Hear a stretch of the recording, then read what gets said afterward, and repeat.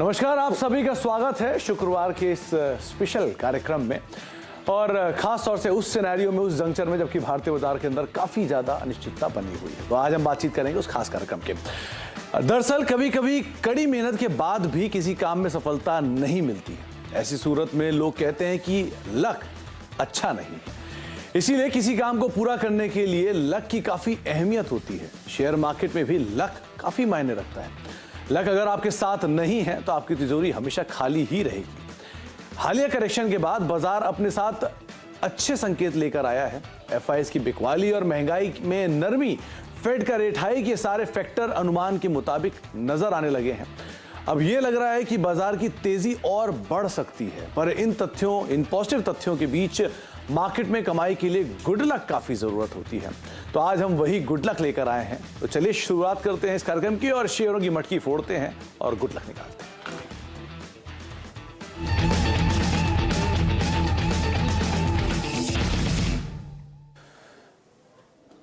तो आज असल में दो मूवीज रिलीज हो रही हैं। पहली मूवी है एक विलन रिटर्न, जो पिछली मूवी थी एक विलन, उसका सीक्वल आज रिलीज हो रहा है। जॉन अब्राहम साहब हैं इस मूवी के अंदर, अर्जुन कपूर हैं, इसका दिशा पटनी है और एक जो पुरानी मूवी थी उसी के ही तर्ज पे इसको बनाया गया है। तो यहाँ पर एक स्ट्रॉन्ग एंटरटेनर, एक्शन एंटरटेनर की बातचीत हो रही है। और दूसरी मूवी जो रिलीज हो रही है वो है गुड लक जेरी।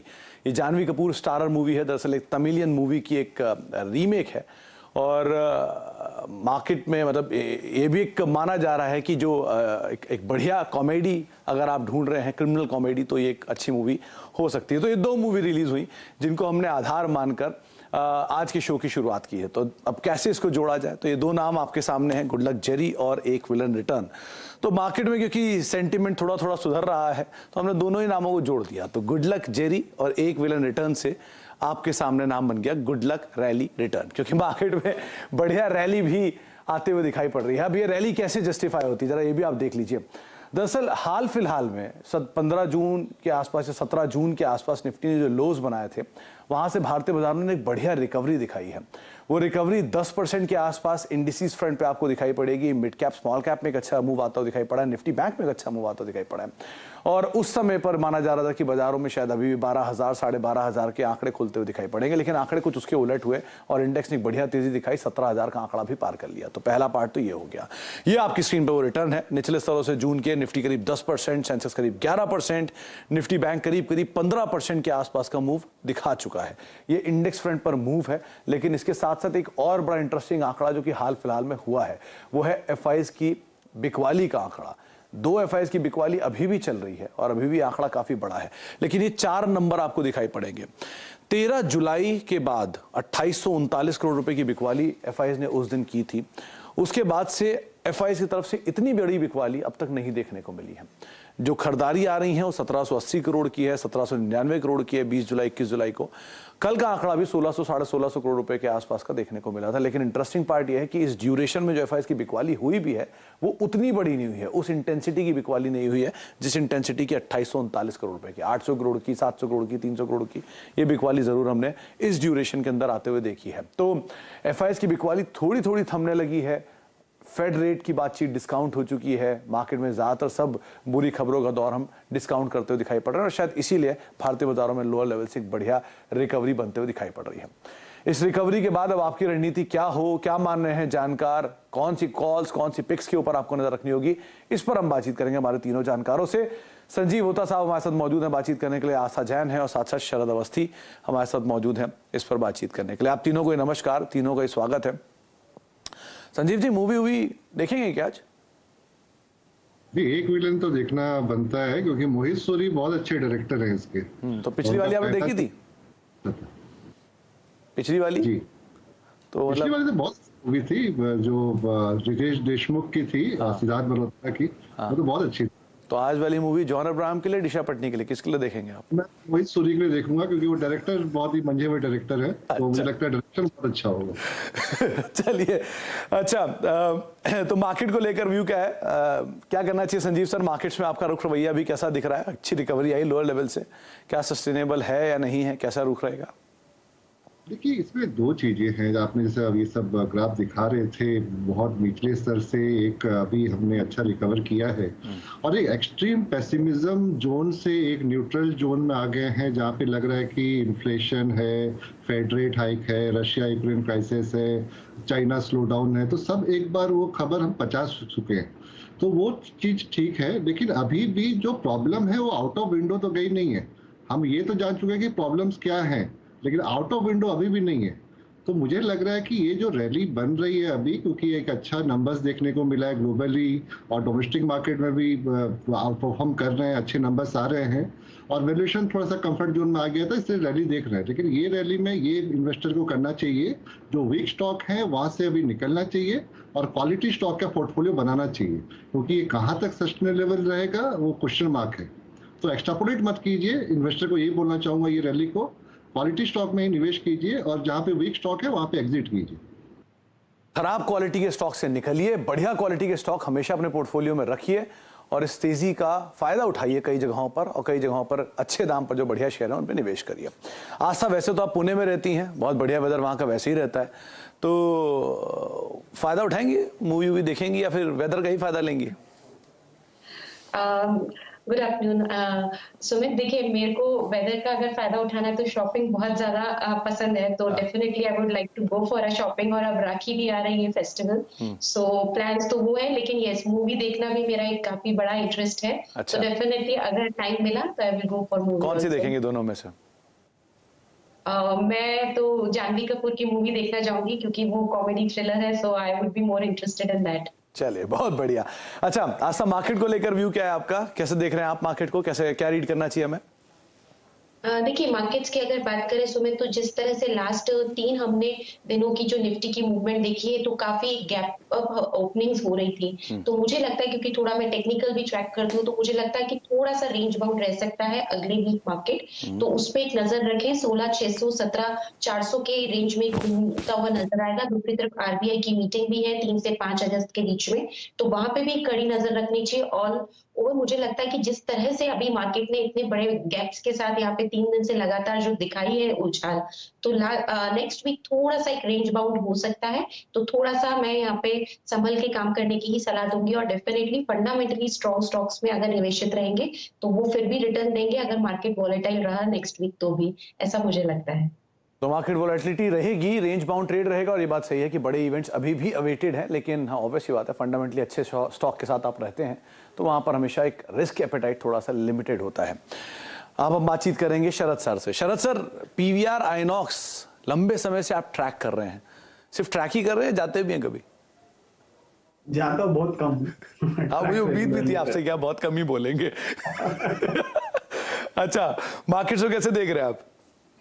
बाजार मुझे लगता है एक अच्छी रिकवरी नीचे से ले चुके हैं, तो हो सकता है थोड़ा सा ब्रीदर लें, बट क्वार्टरली रिजल्ट से हमारी ये उम्मीद है कि ज्यादातर क्वार्टरली रिजल्ट्स लास्ट ईयर के लो बेस की वजह से इस साल काफी बेटर रहेंगे।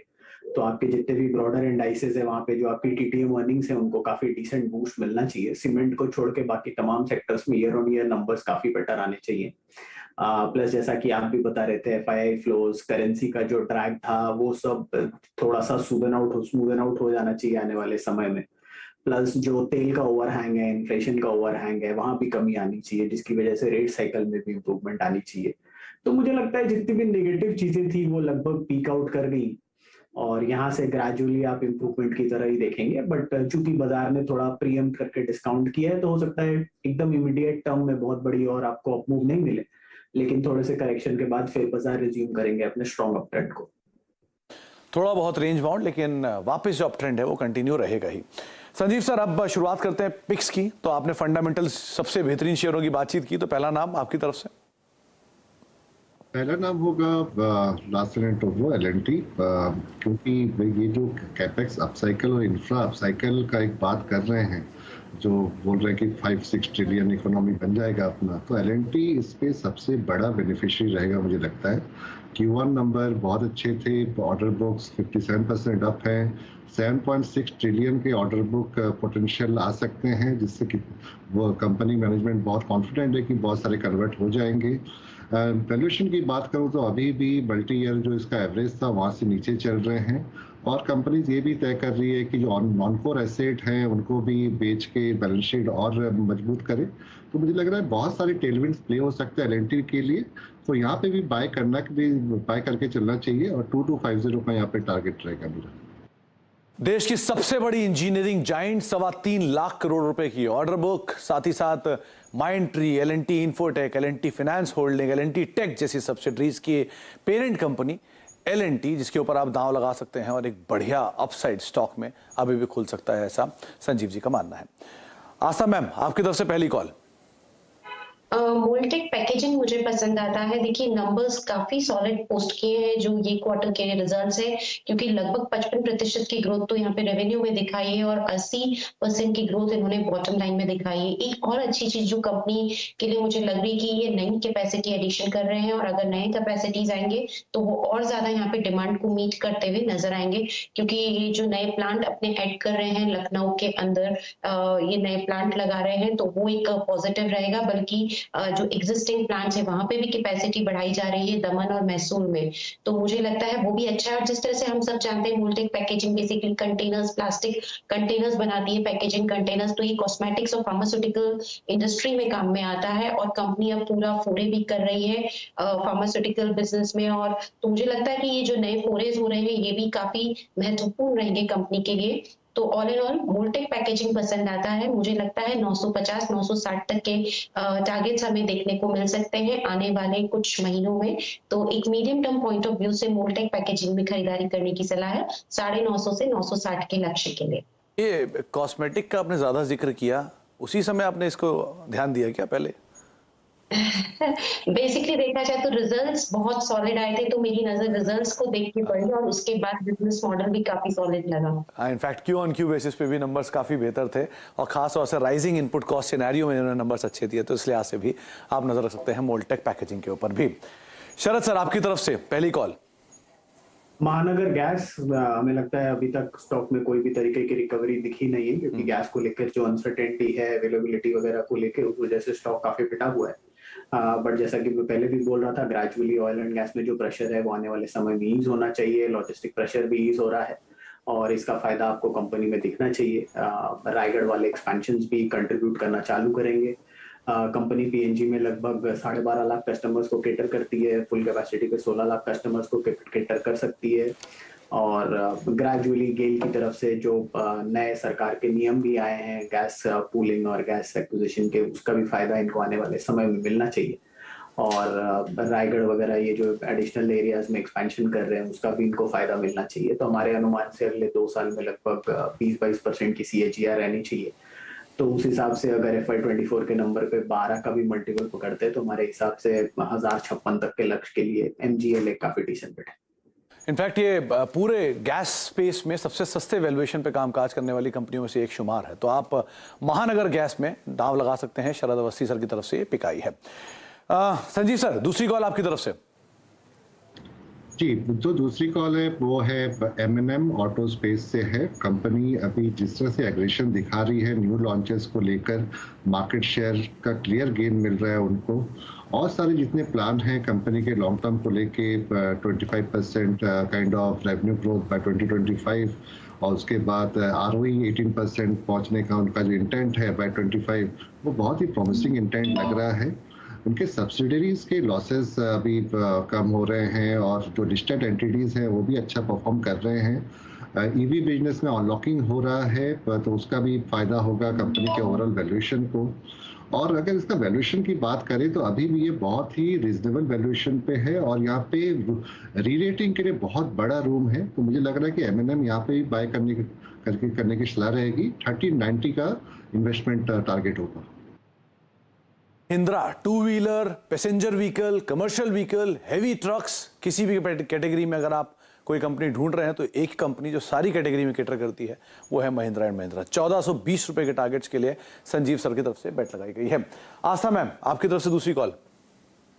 दूसरी कॉल ब्लू डार्ट एक्सप्रेस पे है। बेसिकली कंपनी ने यहाँ पे जिस तरह से मार्केट शेयर गेन किया हुआ है और एक तरह से तो लीडर है ये अपने मार्केट, स्पेशली जो एयर एक्सप्रेस सेगमेंट है वहाँ पे तो इनके पास 54% मार्केट है जो कि इनको लीडर बनाता है। दूसरी तरफ सरफेस एक्सप्रेस सेगमेंट में भी ये लगातार मार्केट गेन कर रहे हैं। तीसरी तरफ देखा जाए तो इन्होंने प्राइस हाइक्स लिए हैं, इनके वॉल्यूम्स बढ़ते जा रहे हैं। और एक जो बात मुझे काफी ज्यादा पसंद आई कि इस तरह से जहाँ ETF के प्राइस हाइक हुए फिर भी कंपनी अपनी ग्रॉस मार्जिन सस्टेन कर पाई 36% के आसपास। तो उसका मेन कारण ये कि इनकी खुद की एक इंटरनल हेजिंग मैकेनिज्म पॉलिसी है जिसके अंतर्गत ये लोग जो भी जो फ्यूल का सरचार्ज होता है उसमें ये पूरा एक मैकेनिज्म सेटअप करते हैं जिसमें जो भी ETF की प्राइसेस कम होती है या ज्यादा होती है उस मैकेनिज्म के तहत ये लोग कस्टमर्स को पास ऑन करते हैं। और आज के टाइम पे ये काफी इंपॉर्टेंट चीज है जो किसी भी तरह की जो लॉजिस्टिक्स कंपनी है उनके लिए महत्व रखती है। सो ओवरऑल मुझे ब्लू डार्ट एक्सप्रेस अभी भी पसंद आता है। ऑल्दो स्टॉक प्राइसेस काफी ज्यादा बढ़ चुके हैं बट मुझे लगता है थोड़ा अपसाइड अभी भी बाकी है।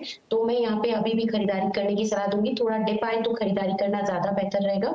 9250 9270 तक के टारगेट्स के लिए ब्लू डार्ट एक्सप्रेस में खरीदारी करने की सलाह।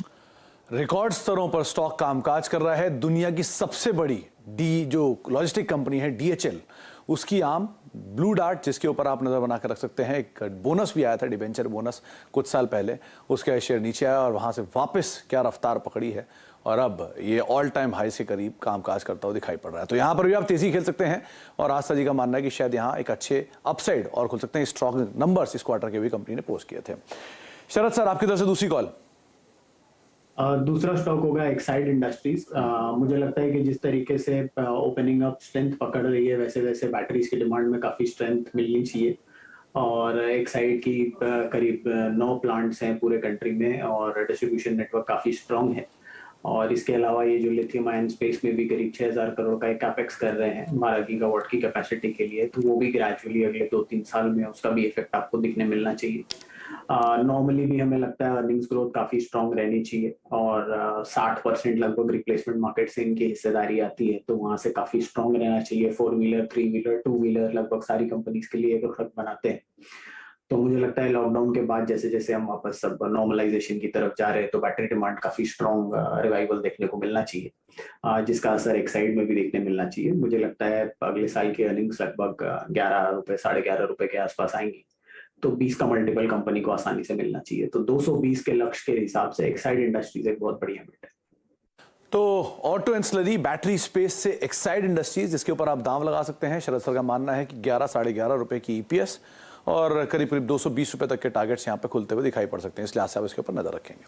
6 कॉल हमारे तीनों जानकार जो हैं वो अब तक दे चुके हैं। एक ब्रेक का वक्त हो गया, ब्रेक के बाद लौटते हैं और तीनों से एक कॉल लेने की कोशिश करते हैं। छोटे ब्रेक के बाद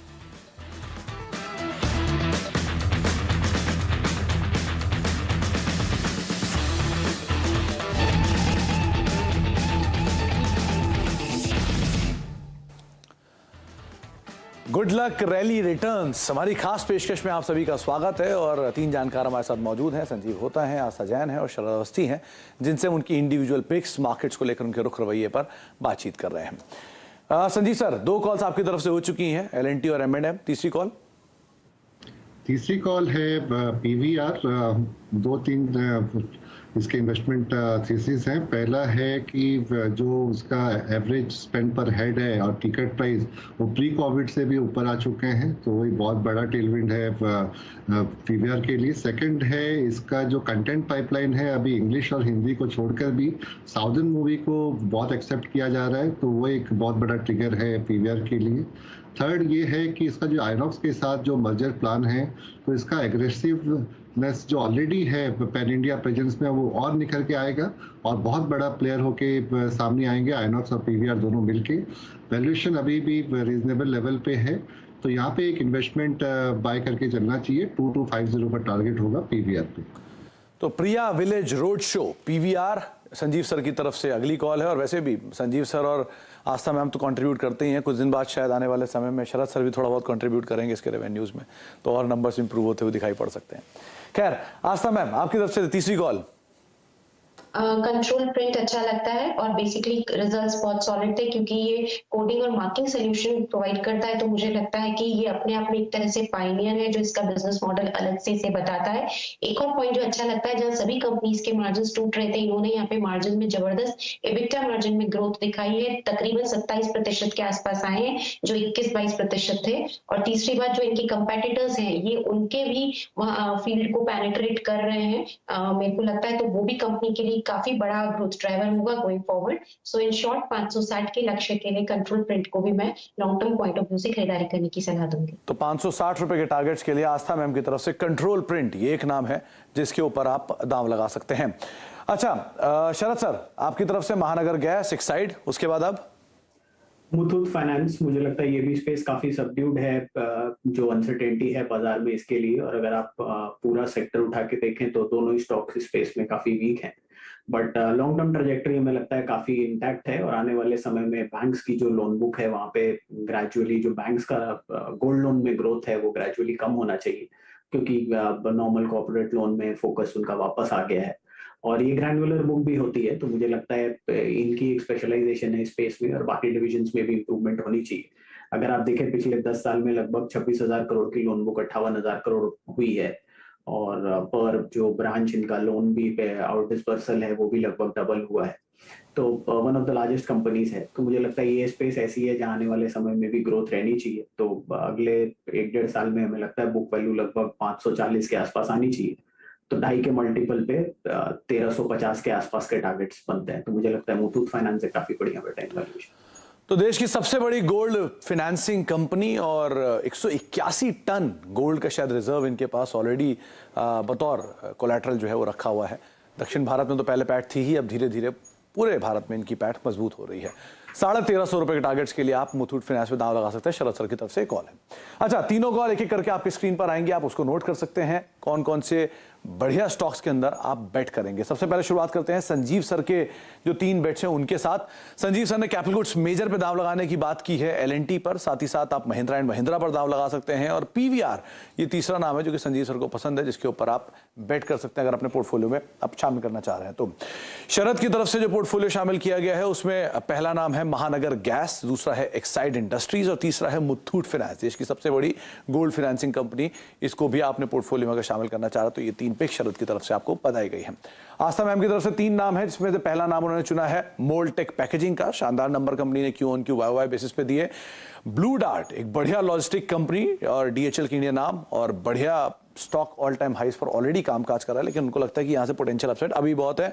और कंट्रोल प्रिंट तीसरा नाम, जहां पर आस्था मान रही है कि आप अपने पोर्टफोलियो के अंदर शामिल कर सकते हैं। तो ये कुछ कॉल्स जिनको आप बाजार की इस रिकवरी के अंदर, बाजार की इस मूव के अंदर एटलीस्ट अपने पोर्टफोलियोज के अंदर शामिल कर सकते हैं। संजीव आपका बहुत बहुत शुक्रिया, आस्था आपका भी बहुत बहुत शुक्रिया, और साथ शरद आपका भी बहुत बहुत शुक्रिया हमारे साथ मौजूद रहने के लिए और साथ ही साथ बाजार पर अपनी राय रणनीति बताने के लिए और तमाम शेयरों पर हमसे चर्चा करने के लिए। इसी नोट के साथ अब इस कार्यक्रम को यहीं समेटेंगे, लेकिन मार्केट्स की रिकवरी है, ध्यान संभल के इस रिकवरी का हिस्सा बने, और जैसा कि हमारे जानकार कह भी रहे थे, खराब शेयरों से निकले, बढ़िया फंडामेंटल वाले शेयरों को अपने पोर्टफोलियो में शामिल करें। इसी नोट के साथ नमस्कार।